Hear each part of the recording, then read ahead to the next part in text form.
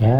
Nah, kembali masalah ibadah ini tadi, ibadah kita yaitu ibadah zahir dan ibadah apa? Batin. Karena ya Allah ciptakan diri kita dari dua unsur, unsur jasad dan unsur ruh.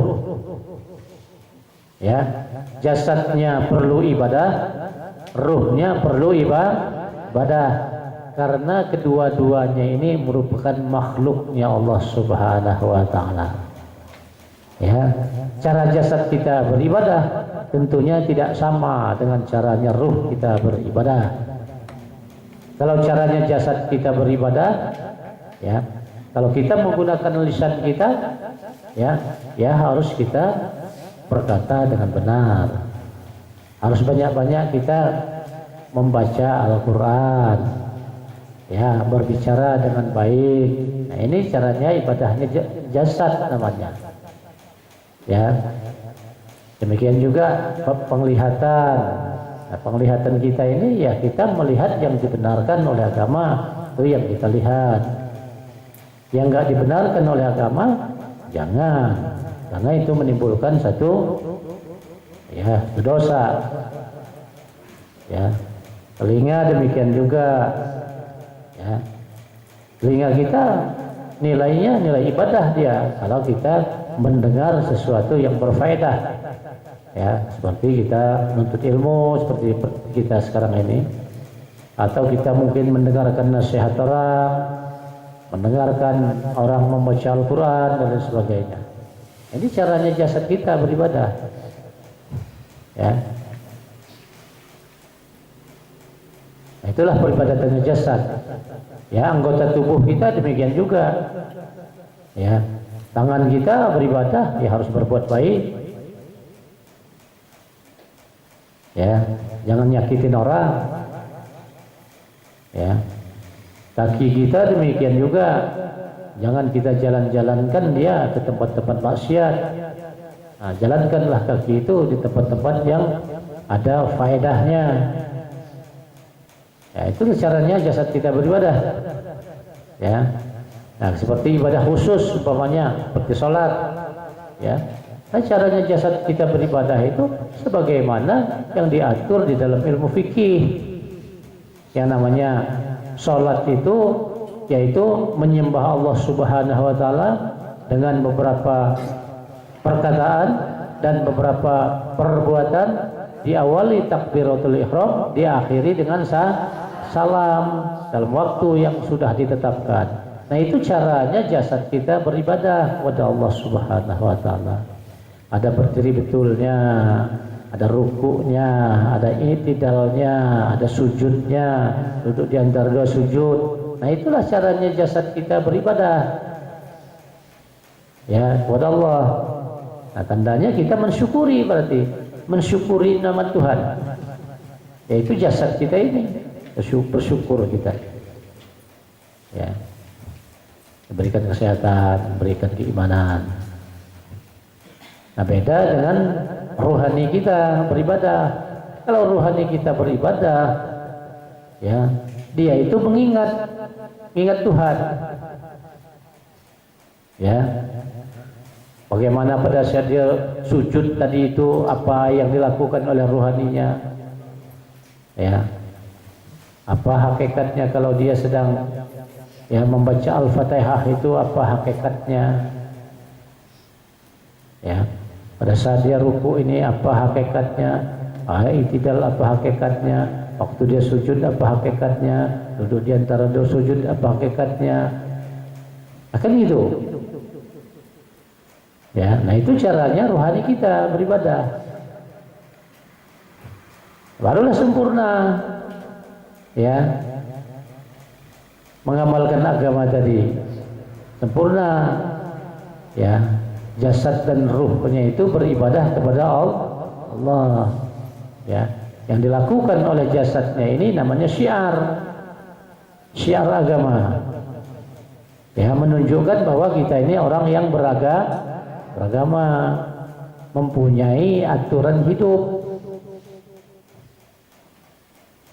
kan gitu ya. Inilah ditunjukkan oleh jasad kita ini. Ya.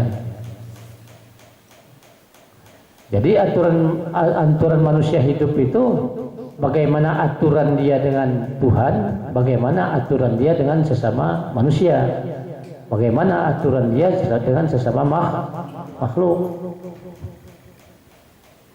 Itu namanya orang beragama. Kalau nggak ada aturan, nah itu menunjukkan orang yang tidak beragama. Makanya kalau kita mengerti tentang hakikat, sudah mengerti tentang syariat, tapi kita tidak bersyariat, maka dikatakan kafir zindik, orang penyalahguna agama. Ya, penyalahguna agama. Ya, nah sementara dia mengaku beragama Islam, dia mengaku beragama Islam, tapi sholat enggak, puasa enggak, zakat fitrah enggak, haji enggak, kan itu, jelas penyalahguna, mengaku beragama Islam. Walaupun bulan Ramadan, ya, orang non muslim saja menghormati orang muslim yang sedang berpuasa. Orang muslim itu, orang non muslim itu gak berani dia merokok sambil jalan tempat terbuka. Hormat dia kepada orang muslim yang sedang berpuasa.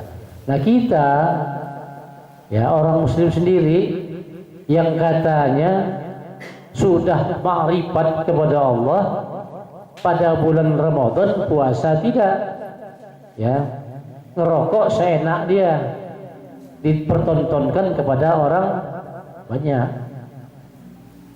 Ya gimana? Nggak dikatakan penyalahguna agama. Jadi nggak ada akhlak. Mana akhlaknya sebagai selaku orang yang beragama? Ya, kalau sudah tidak berakhlak kepada manusia, sesama manusia, itu menunjukkan tidak berakhlak kepada Tuhan.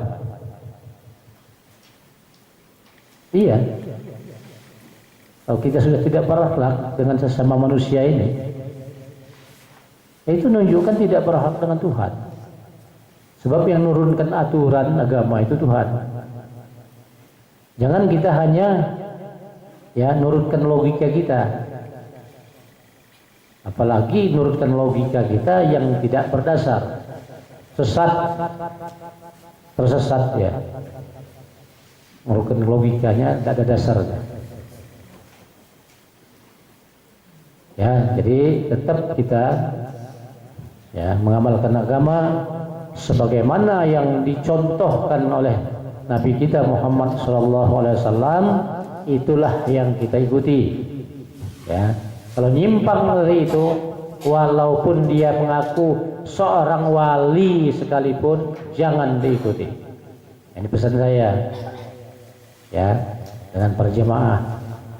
Walaupun dia ngaku wali, seorang wali, sudah ketemu dengan Tuhan dia, kalau dia tidak sesuai dengan syariat Rasul, jangan diikuti. Ya. Nah itu pesan saya. Ya, jadi tetap kita sebagaimana Nabi kita Muhammad SAW mengamalkan agama, nah, begitu juga lah kita. Ya, karena kita punya panutan, ya punya ikutan.